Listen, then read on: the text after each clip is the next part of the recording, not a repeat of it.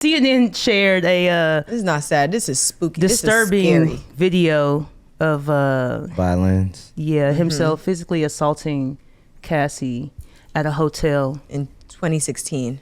Yeah, and the sad part to me, like, okay, first of And over all, here playing the violin. when I saw this, Unserious. I started crying. Yeah, that's traumatic. And like, I just felt bad because I'm like, everybody on the internet was like, oh no, he could never do that. And it's like, do you think I somebody believed her would lie immediately. about getting their ass beat?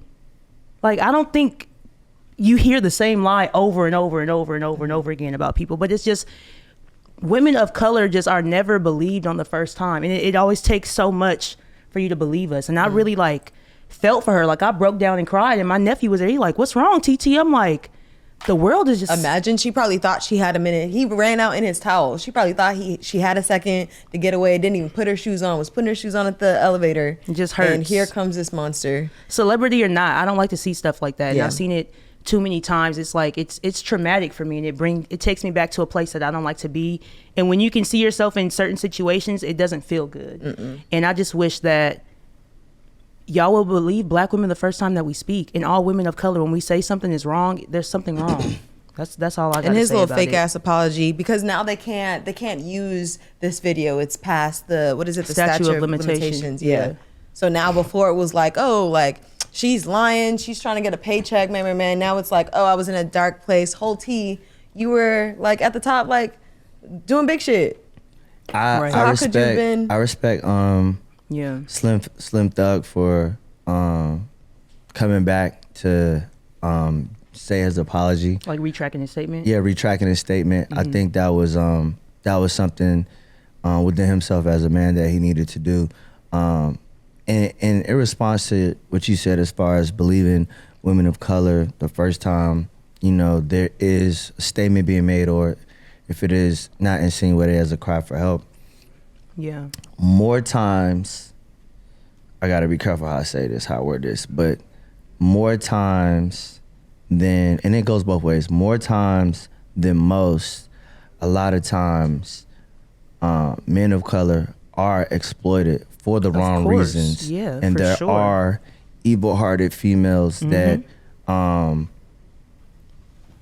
Me Too, scream out of vengeance, out of impulse, out of the seek for attention or the seek for a payday. So when Slim Thug said that initially, I felt like it came from a place of him being extorted before. Yeah. And a lot of times when that happens, you never gonna hear about it.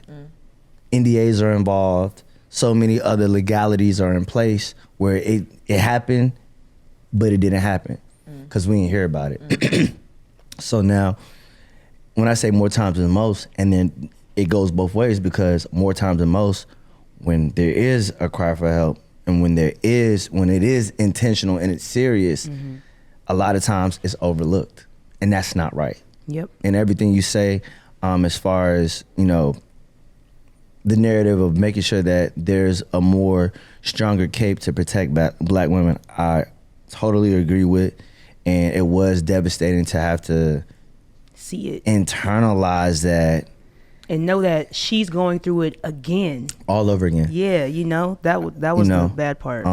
But yeah, I agree with what you're saying. Yeah. I just feel like certain people, like, you know, we've been hearing certain things over, like, I've known about, like I said about the R. Kelly thing, like when I was a kid, there was, you know, it was allegations and rumors and stuff. So it's like, I would never put myself in a room along with certain people because of what I know about them. Just from, I've never met these people, but I watch the Boondocks. I watch, you know, shows where they make fun of what's going on in the industry. So it's like, when we're hearing the same thing about the same person over and over and over again, when are we going to start to believe the victim? That's my thing about it. With victims, that's, with an S. Yeah, that's what I'm saying. Yeah. So I agree with what you're saying. Yeah. But it's like when you have an image and we just overshadowing it and just overlooking it because you make good music. Yeah, I mean. And at the same time, on the Slim Thug joint, like, I could see if he's been in a situation where, like you said, he's been extorted, but also, like, why chime in? Like, why, like, you could have kept that in the group chat if that was your feelings. I don't know. I understand that. Especially when he paid the shit off within 24 hours. You think that's a not guilty man? Like, why pay this shit in 24 hours if you know the hardest thing? Fake news. You know the hardest thing for, I think, us as people that are, I guess, in the industry, and then it's just people that are living their regular lives. You know what I'm saying? Fighting for the best. A lot of times we're put in these scenarios as listeners, viewers, and consumers, and we really don't know what to believe. Yeah. Even though we may have more insight and tell because we may be closer to any situation, but the way that you just said, why chime in, doesn't that look clear as day if a settlement was taken care of in 24 hours? But again, it's like, as much as opinionated as we may feel, we really don't know, but we just got confirmation. You get what I'm saying? And a lot of times when things are flushed through media, we make of it what we will, but at the end of the day, we don't get to internalize what really happened, let alone do we even find out. We just are bombarded with the next dark story or the next story. You know what I'm saying? A lot of times we hear about things. Now I'm going general. A lot of times we hear about things, stories. We may see something on the internet, but we never really get to know the very, very bottom of what we're hearing. In this situation, we got full confirmation on a Friday afternoon or a Friday morning. Right. And now we're internalizing the bigger problem at hand within our community. You know what I'm saying? And it's definitely upsetting to know that people are who they are, and people carry so much dark weight that you don't know. You know what I'm saying? And that's another thing, and I'm not condoning anything. It's just that we live this life, and I don't want to say we're in this simulation of wake up, we work, have fun when we have fun, go back to work, go to sleep, wake up. It's just like in the midst of everything that we're doing, every dream that we're chasing, real life is happening to people, whether they tell you or show you or not. And for us to see what was going on years ago, and it's years later, it's just like, wow. As much as we can internalize what we know and what we don't know, we have to just keep in mind that everybody's living their life according to their own journey, and we got to give people grace. And that's why when I said what I said about Slim Thug, he had to give Cassie more grace and apology based off of what he said impulsively, whether he got extorted or not. I know that ate him up. I know he saw that. I know you could see he was so distraught. However, he had to. Yeah. He couldn't speak to no other female in his life without saying an apology the way he had to. You know what I'm saying? So let me ask you this, something personal publicly. As a DJ, and I know you've done Club Love before. Yeah. I know me as a black woman, I can't play his stuff anymore. What does this mean for you? You know what's interesting? I think the conversation of learning how to separate the artist from the man or the artist from the woman is probably one of the most controversial but still yet under the table hard things to do. Let me explain. We're in this scenario, this season of seeing and learning about the things we never knew. Yeah, because the truth always comes to light. And Cat Williams opened that portal. He definitely did. But furthermore, all of these allegations for other artists and other things that we may not have gotten the best full visual confirmation fall now into the same category of what you're asking me. And unfortunately, as a society, we'll publicly outcry, mourn, and weep over something that we now have confirmation over or have seen, heard, whatever the case may be.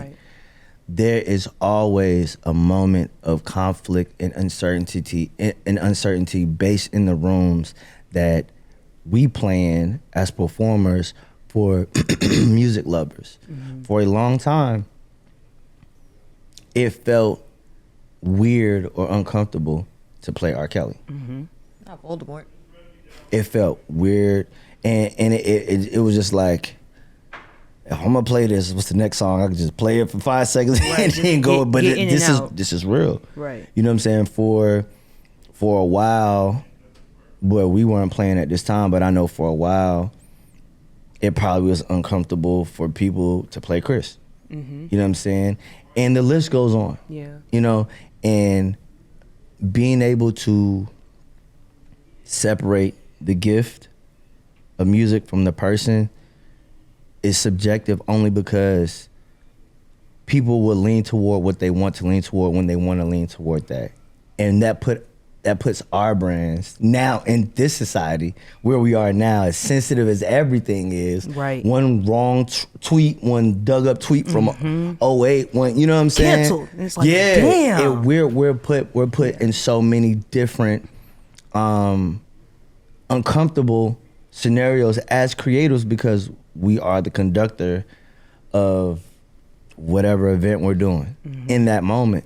And I think we have to practice discernment in reading the room and knowing what can and what can't go. Correct. So to answer your question, it's all about the discernment. Certain rooms want a certain aesthetic, and certain people are gonna disagree or agree with what you play, but that's up to your discernment. Now, you as a black woman saying that you don't want to play his records no more, I totally understand that. It's not even that I don't want to. I just always feel like see, I DJ for R&B Only. Most of our crowd is at least, 70% black women. Now, if 69% of those women want to hear the record, there's going to be one woman in there 100%. Who's going to be like, I cannot believe this black woman went on this stage and played these songs knowing about what these men did to black women. And even though the 69% might enjoy it, I'm playing for the entire room. So if 1% does not, I'm not playing it. You get what I'm saying? That's how I feel about it. And that's beyond valid. Yeah. That's beyond valid. It's just the counter to that we will continue to face as more things happen down the road, or as we learn about more things. That principle can't just be applied to one person. No, it has to go to everybody. And unfortunately, if we're being all the way politically correct, that's a lot of people that would apply to. You're truly right. And there are things that we still don't know, that we'll never know, that applies to a lot of people, both male and female. Very true. And that's why I said it's subjective to what people want when they want it and what they don't want and they don't want it. And that's why with our gift, we have to be discerning. And what you feel is never wrong. You're the creative. And the crazy thing is, if you can keep it a buck, your crate should be lit enough for people to not. Exactly. They ain't your gonna music miss selections it. Would be lit enough to the point where people are not even like, oh, you didn't play no. I didn't. I didn't. And it was still a vibe. Right. I've been there. Exactly. You've been there. You get what I'm saying? Your long story long is you gonna still play it. Story long. I mean, you gonna still play it, just like not in all rooms. I mean, you gonna read the discerning room. about it. I'm gonna be discerning about it, and it's to me emphasizing the gift that we have. It's a spiritual thing. I gotta feel led to play that. Very. I have to anything. It's not just his catalog. And because you're controlling and now that we're dissecting at that point. Yeah. R&B only.